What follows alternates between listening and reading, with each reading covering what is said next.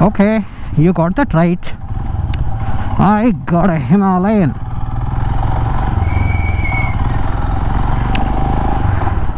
So let's get into a bit of detail, shall we?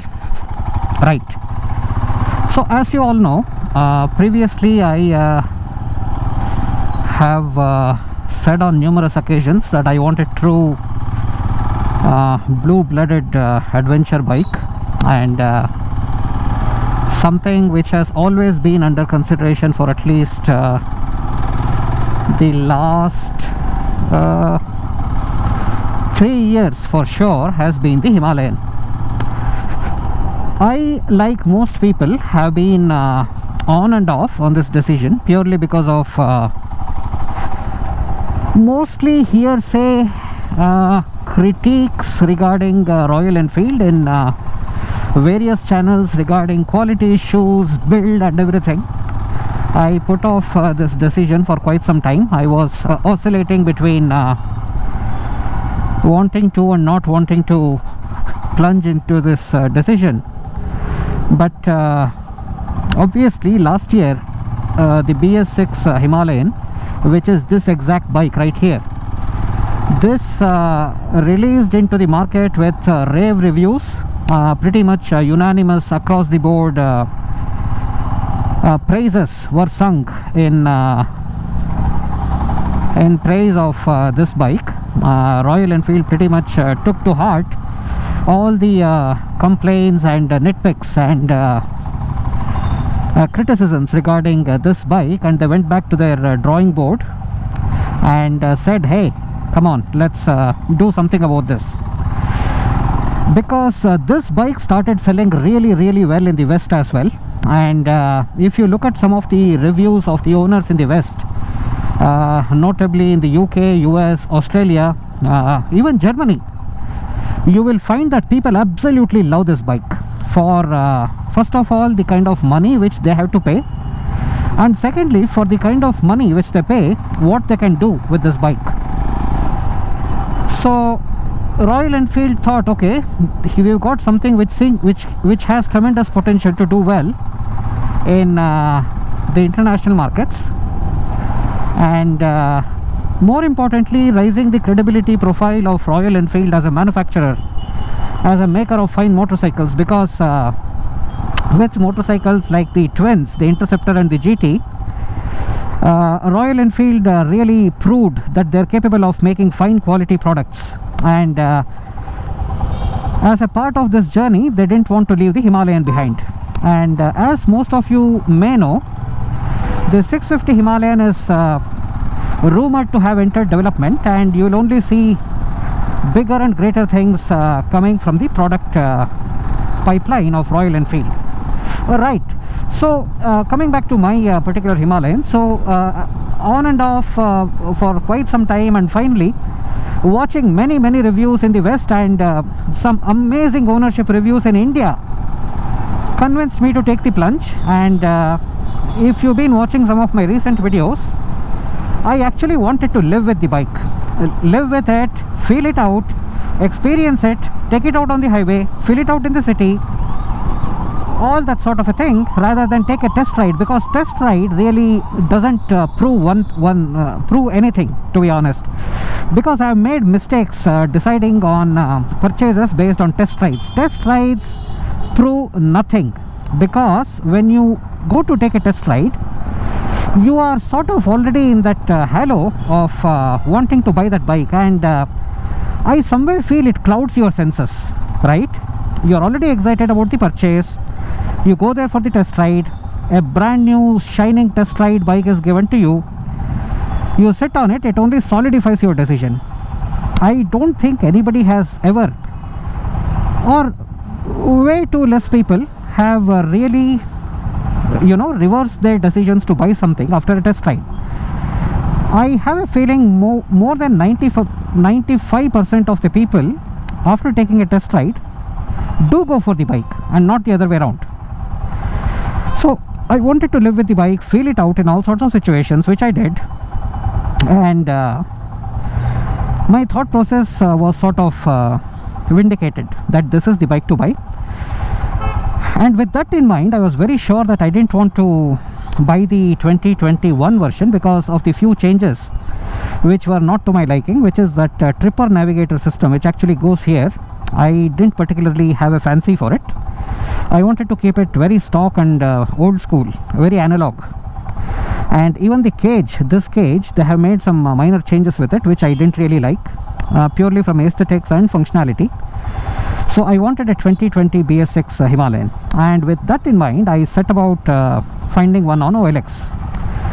I found a couple of bikes which were within sort of my range. I wanted a bike which had not run much kilometers, a fairly well kept bike. I found two bikes, and my choice of color, although you don't have much of a say in this when you're on marketplaces like OLX, was the black, the granite black. And I found one, and I got in touch with the owner, but as with most weirdos on OLX, the guy responded a couple of times and then just stopped responding completely altogether. So I said to hell with that, and then I found another Himalayan, which was the sleet version. Again, was somewhat of a distress sale, had not run much, and everything was set to go ahead with that purchase when the previous owner realized that there was some issue with the bank not giving him a clearance certificate to release him from his financial loan obligations, although he had paid them off fully. They were asking him for more pre-closure charges, right? And they wouldn't give him the clearance papers. So that went down the drain, and I was again back on OLX looking, and then this particular bike popped up. Everything was super perfect. I really lucked out with this bike, I've got to admit. It had literally done less than 900 kilometers on the odo, right? So for all intents and purposes, super brand new, super brand spanking new. And the asking price was all right. It was neither too cheap nor too expensive or unreasonable. So with that in mind, I went mid of this week to have a look at the bike. I had a look, I rode it around, and fair enough, all the boxes were ticked, everything checked out, and I decided to go ahead with the decision. Now the previous owner of this bike was a 20-year-old guy, and he had not ridden it at all. He just bought it and kept it in his house, just gathering dust, not much interest into riding, which actually turned out well for me. And he wanted to sell it, and the moment we decided upon a price, and just a couple of short messages later, I confirmed to him, we shook on it, and the deal was done. And a day later, I transferred him the full funds, and I took delivery of this bike. I went to his house in an Uber. I took the bike, checked out all the papers, everything, and took the bike into my possession. I paid 2.2 lakhs for this bike, and as I said before, I have even made a booking for a brand new Himalayan, the 2021 version, for the granite black, which on road costs 2.72 lakhs with everything fully loaded, and that's without the accessories, mind you. And if I compare it from that perspective, I literally got a brand new bike and the 2020 bike which I like for almost 52,000 rupees less.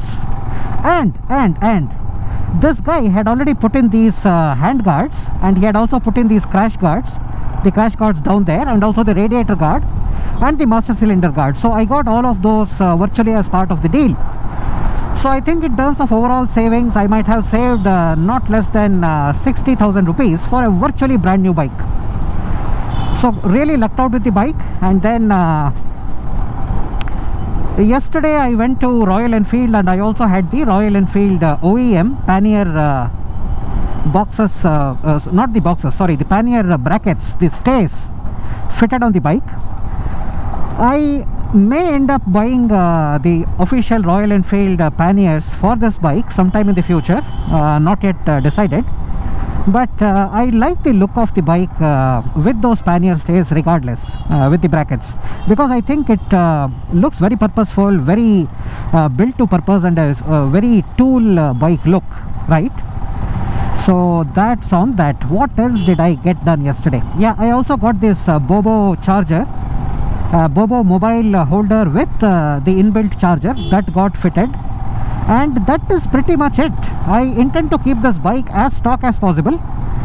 I will probably try and put a studs vault box at the back on the carrier, just to carry a little bit of odds and sods out and about with me on my rides.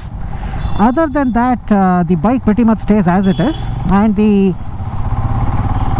way I intend to purpose this bike is to mainly use it on long rides in the city, mostly off-roads, because that's an unexplored terrain which I've put off for far too long now, and that's something which I want to get more serious on.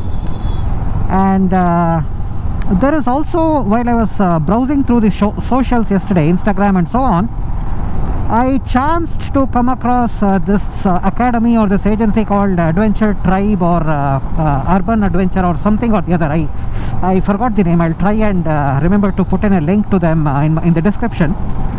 And they actually conduct off-roading basics classes somewhere out in the open, and I intend to invest some money into learning some of the basics of what off-roading is all about, because the physics of how the bike handles and how the traction behaves off-road is completely different to being on a predictable surface like gravel. So yeah, so that is something on plan, so that I get a bit more comfortable off-road. I'm not planning to do anything too crazy off-road, like jump over boulders and all that sort of a thing, but it is just to develop a little bit of understanding about how to deal with a drastic change in traction, right? So that's the idea. I intend to explore all sorts of off-road terrains with this bike. That's the plan, and you will see more videos on those themes dropping on the channel very soon, so stay tuned. Other than this, I am also wearing my new helmet today, which is the Axor Street helmet. Amazing helmet, I've got to say, although it's literally the first time I'm wearing this. Amazing helmet, EC certified, ISI certified, all sorts of other certifications, and with the D-ring, which is the most safe protocol recommended for helmet straps, and superb helmet. And the Street rather than the Apex comes with a bit more of a wide view in terms of visibility, so that is on that. Let me fill up my right. So just got in a bit of fuel into the bike, and I'm headed nowhere in particular, just felt like taking a ride. It's quite overcast and clouded, as you can probably see, and it's been raining continuously pretty much all day for the last week or so, and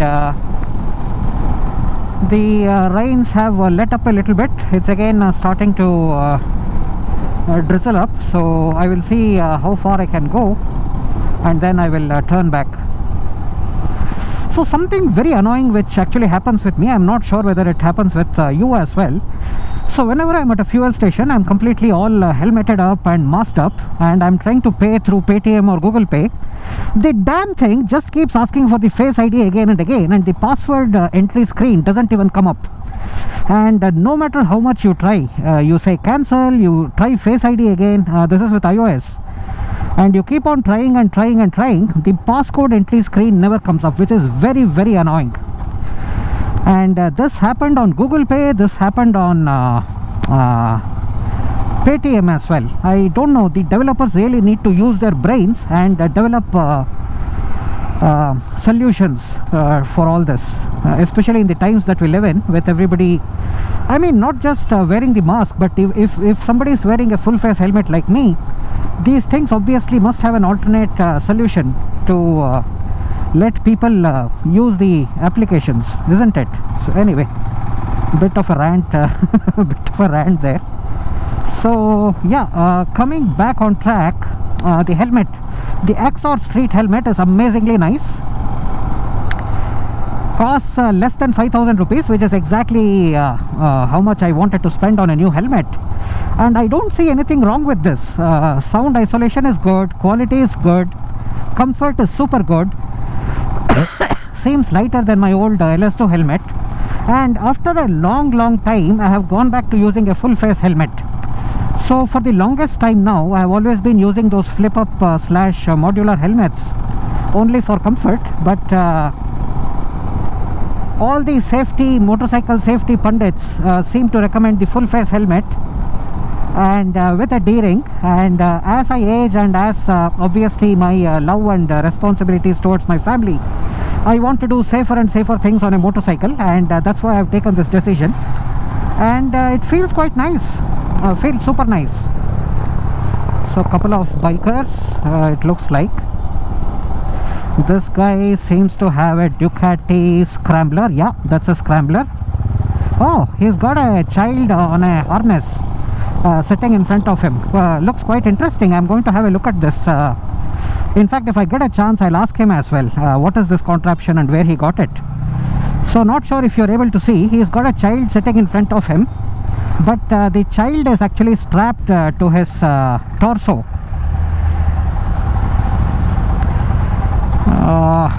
Idiots.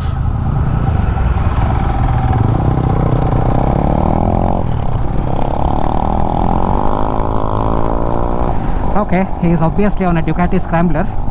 Far more quicker than my Himalayan. I want to name my bike. I really feel like naming this bike. So a couple of really funny names I have in mind, which is a bit of a play on the word Himalayan, is Himesh. Yeah, that Himesh. Or Himavan, or Himawat. So you guys tell me which one sounds best. I think I'll go with Himesh probably. Right, so coming back to a few other things, this bike, I wanted to say something else. Yeah. So a couple of other initial things which I got done on the bike. I put Formula X in the tires just for a bit of peace of mind regarding punctures and all that, and that is in there. And secondly, what else? I put these foam grips as well. These are grab-on grips, much thinner than foam grip puppies, which seem to be the industry standard, and definitely feels super nice. It's an American product, costs you about 1,000 rupees or so in the market. And yeah, I am really glad I put these. These are super comfortable, super duper comfortable, no vibrations, nothing. Amazing it feels. And since this bike is still virtually in the run-in period, till about 2,000 kilometers or so, I cannot exceed 80 kilometers per hour in the 5th gear. So that's another bit of a bummer as well, because I would ideally like to do at least the speeds of 100 on this bike, if not more. But it's a bit of a bummer that I'll have to keep it below 80 at least till I do the 2000 mandatory kilometers. Fair enough, I will do a couple of longish rides on this bike, and I should be hitting the 2000 kilometers very soon. And I intend to keep this bike a really long time, which is something which I say about all my bikes, but hey, the reality turns out something completely different. What can a man do?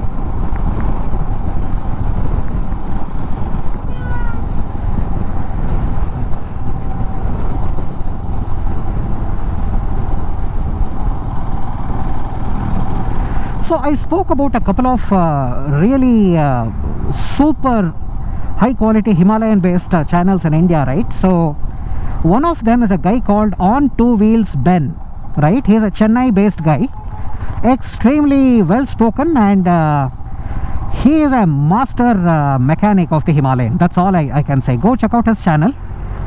He has some amazing DIY hacks and tips and tricks for how to manage your Himalayan.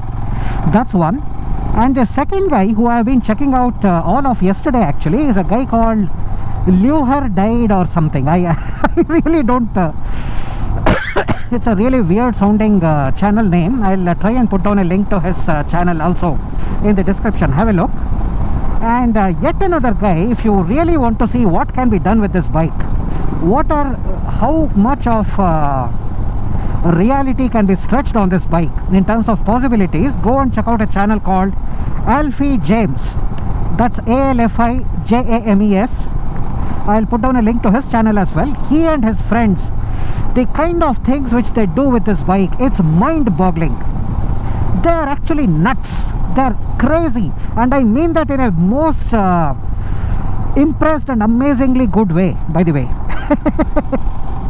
Alfie James, he vlogs exclusively in Malayalam, makes following his commentary almost virtually impossible for me, but just the sheer visuals are worth the price of admission, so to speak. So 3 channels on the Himalayan, extremely good, extremely good.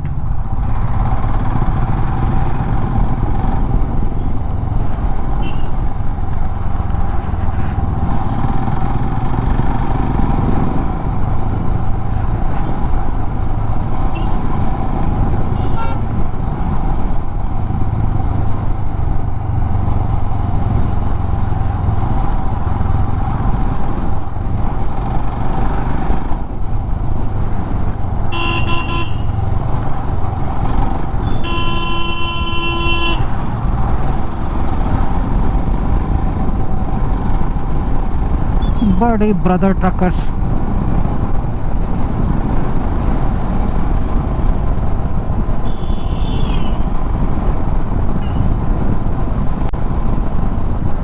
So for those curious where I am, this is Kanakpura Road. This is a road where I often just come on my bikes for no apparent reason. just to get a bit of a ride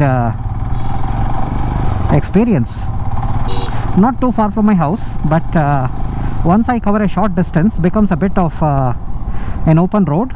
Certainly doesn't appear so today for some reason, but believe me, it's fairly empty on most days.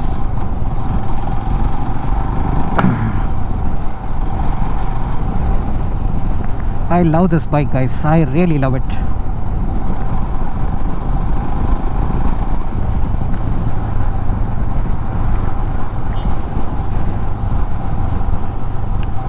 I am really missing my blind spot mirrors. I have ordered them on Amazon. They are on the way, but I am so used to them at this point that it's almost these mirrors are no matter how good any mirror is, without those I almost feel lost. So they are that good.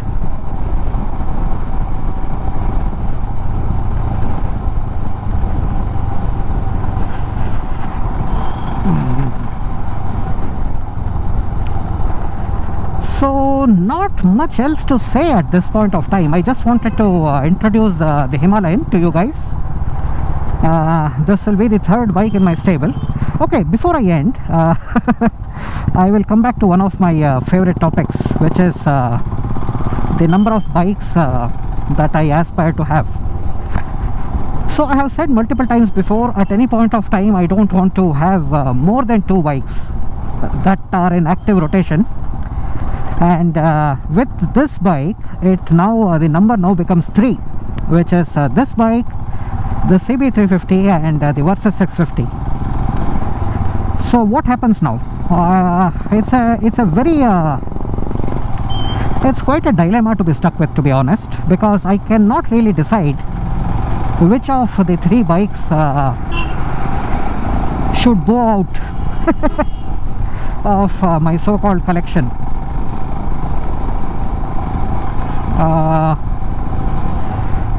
Because when I ride the CB350, it's just too nice. It's too nice. It's too nice, and especially for the city, it ticks so many boxes that I can't even begin to keep count. It's too nice for the city. Having said that, even this bike is not bad at all for the city. I've been using it within the city, obviously. Even the previous rental Himalayan and even this one for at least in the recent past, and except for a bit of heat which I can definitely feel, nothing too uncomfortable, but enough to make me notice it and be aware of its thermal presence. So yeah, a little bit of heat is there, but nothing to break the bank. That's the idea. Ultimately, if I get the comfort that this can perfectly handle the city, then by a process of mutual sort of elimination, it may very well turn out to be the CB350, unfortunately, but we shall see. The Versus can also be a potential candidate for elimination. Definitely I'm not very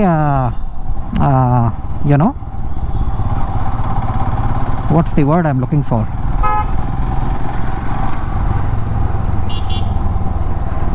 I'm not too rigid, maybe that's the right word. I'm not too rigid on keeping the Versus, although it's a nice bike, it's an expensive bike.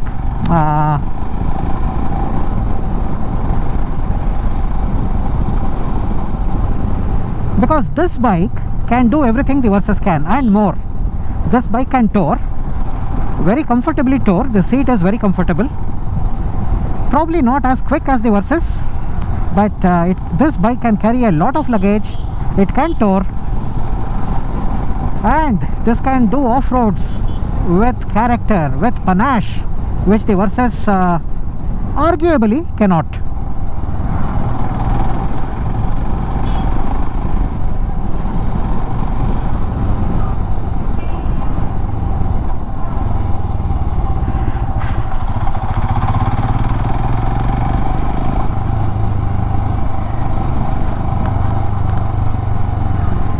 So we shall see. That's going to be a very interesting decision process in the days, weeks and months to come.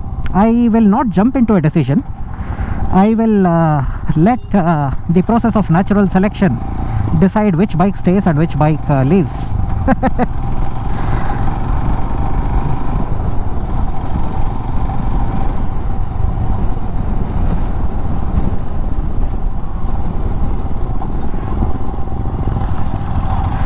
Oh yeah, I actually forgot another amazing Himalayan based channel in India, which was again a channel which really helped me make up my mind. It's a guy called Spiltres. I will put a link to his channel as well in the description. Again a very amazing Himalayan based channel, an amazing moto vlogger. Has definitely got something about him, the way he moto vlogs.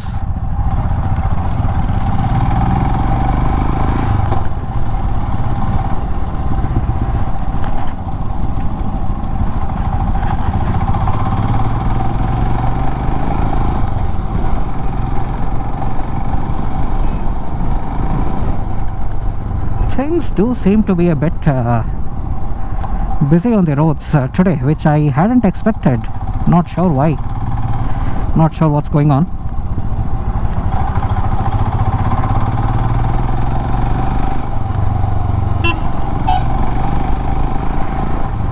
Other than that, what I have been also doing is I have been going to Google Maps, going on to the terrain view, and I have been trying to look at the topography and the landscape around the areas where I live to try and identify trails and that sort of a terrain to basically hone my off-roading skills, so to speak.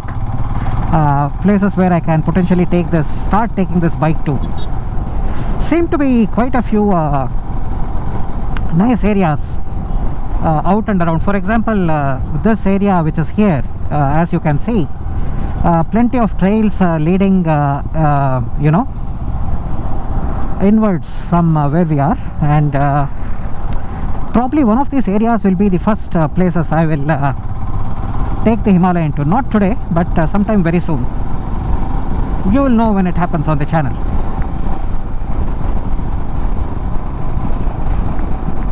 Okay, got to remember that I cannot exceed 80, although the open road is quite inviting. So